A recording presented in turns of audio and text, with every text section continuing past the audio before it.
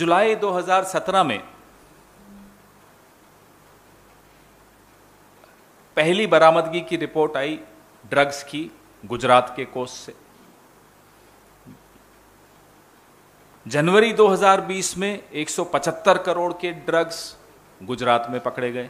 पाकिस्तानी कुछ लोग थे, अपनी नावों में आ रहे थे। अप्रैल 2021 में 150 करोड़ के ड्रग्स गुजरात में पकड़े गए।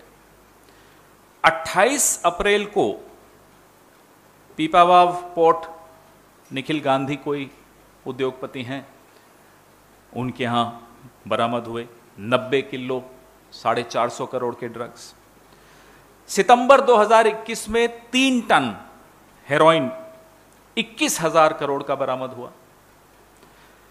18 सितंबर 2021 को ईरान के रास्ते आता हुआ 30 किलो 150 करोड़ के ड्रग्स बरामद हुए। लिस्ट बहुत लंबी है। और अभी कल मुंद्रा पोर्ट पे एक बार फिर 52 किलो कोकीन ईरान के रास्ते बरामद हुई। लगातार गुजरात के रास्ते, गुजरात की कोस्ट लाइन पे ड्रग्स पकड़े जाते हैं। जो सबसे महत्वपूर्ण बात यह है, आप कहेंगे ये तो पकड़े गए, इसमें क्या खबर है। जो 1,75,000 करोड़ के ड्रग्स आए और मार्केट में फैल गए, नहीं पकड़े गए। जून 2021 में जो इतना बड़ा ड्रग्स का बरामदगी हो सकती थी और नहीं हुई, वो कितनी ट्रक्स में हिंदुस्तान में फैला होगा। एक ट्रक में पूरे के पूरे ड्रग्स तो आप भर नहीं सकते, कुछ और भी रखेंगे तो 5 टन रख दिया होगा आपने। तो 25 टन ड्रग्स ट्रकों से गुजरात के मुंद्रा पोर्ट से निकलकर पूरे देश में फैल गया। पहले तो गुजरात के मुंद्रा पोर्ट पे निकल गया। उसके बाद ट्रकों के माध्यम से पूरे देश में फैल गया। आपने कुछ नहीं किया। हम लोगों के दबाव से 18 महीने तक कोई फुल टाइम हेड नहीं था एनसी ड्रग कंट्रोल ब्यूरो का। बाद में जाकर जब पूरे देश में कांग्रेस पार्टी ने इस बात पर आवाज उठाई, हमारे तमाम नेता पूरे देश में जाकर इस पर उन्होंने बोला, तब जाकर दबाव में आकर इन्होंने एक फुल टाइम हेड बनाया एनसीबी का। Ministry of home affairs, Nityanand Rai minister of state ने हमारे सांसद दिग्विजय सिंह जी को के एक सवाल में जवाब दिया और उन्होंने ये सूचना दी कि एनआईए को ये बरामदगियों का जो केस है वो सौंप दिया गया। 2 बरामदगियों का केस। ये वो जवाब है, मैं आपको संलग्न कर रहा हूं। ये हुआ था 6 अक्टूबर 2021 को, एनआईए को सौंपा गया। आज हम 2022 की मई में हैं। क्या हुआ, क्या फाइंडिंग्स हैं एनआईए की? ये जरूरी है हमारा सबका यह जानकारी हमें मिलना। ये एक और खबर जो आई थी जब हम लोगों ने बहुत दबाव बनाया था, ये अक्टूबर 2021 की खबर है कि अडानी पोर्ट कह रहा है कि अब वो ईरान, पाकिस्तान और अफगानिस्तान से कार्गो नहीं लेंगे। अक्टूबर 2021, सितंबर 2021 में आपने ये कहा अक्टूबर में, और कल ईरान से एक बड़ी बरामदगी हुई। तो ये ईरान से आना बंद हुआ या नहीं मुंद्रा पोर्ट पे, हम यह जानना चाहते हैं। आपने घोषणा की थी कि अब ईरान, पाकिस्तान और अफगानिस्तान से आप कोई सामान नहीं आने देंगे पोर्ट पर, तो अब वो कैसे आया? 7 महीने हो गए आपकी इस घोषणा को। 7 महीने बाद ईरान से ये सामान कैसे आया? 52 किलो कोकीन कैसे पकड़ा गया? हमारा ये सवाल है आपसे। हमारे कुछ सवाल हैं गृह मंत्री गुजरात से, प्रधानमंत्री गुजरात से। मैंने पहले गृह मंत्री का नाम लिया क्योंकि आजकल नहीं मालूम कि ज्यादा ताकतवर कौन है दोनों में से।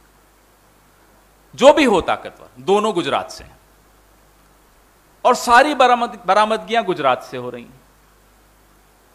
गेटवे ऑफ ड्रग्स गुजरात बन गया है। 27-28 साल से सरकार वहां आपकी है, 8 साल से सरकार यहां आपकी है। आपके नाक के नीचे गुजरात गेटवे ऑफ ड्रग्स क्यों बन रहा है? पहला सवाल। दूसरा सवाल, आप दोनों चुप क्यों हैं इस मसले पर? सुबह से शाम तक प्रधानमंत्री ने यह कहा, प्रधानमंत्री ने वो कहा, प्रधानमंत्री इस पर कब कुछ कहेंगे?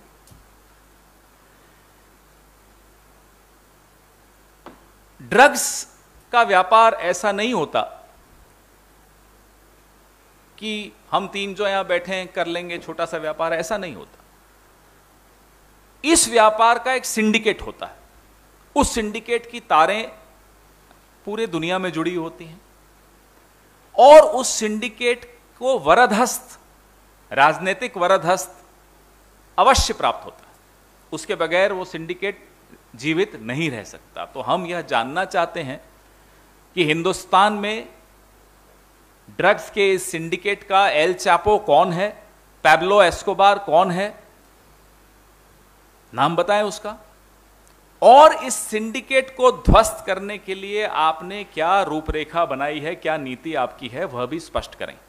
मेरी जानकारी में तो कोई एनआईए से कुछ उत्तर नहीं है, कोई क्लैरिटी नहीं है कि अक्टूबर 6, 2021 से लेकर मई 27, 2022 तक आपकी फाइंडिंग्स क्या रही है। एक एनआईए को प्रेस रिलीज के माध्यम से आप सबको सूचित करना चाहिए किन किन से पूछताछ हुई, कौन कौन गिरफ्तार हुआ, क्या आपको और कुछ जानकारी प्राप्त हुई है, क्या सिंडिकेट को तोड़ने की दिशा में आपके कुछ सशक्त कदम आप उठा पाए हैं या नहीं उठा पाए हैं।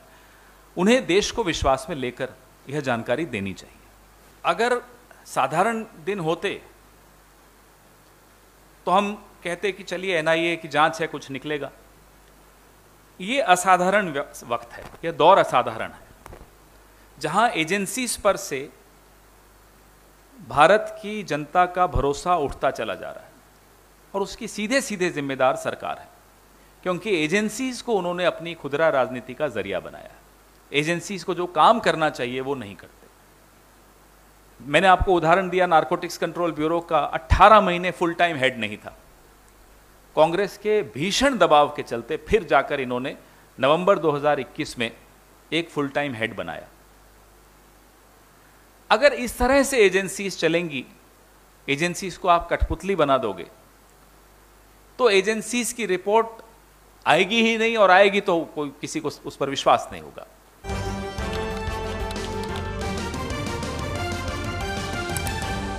आपकी आवाज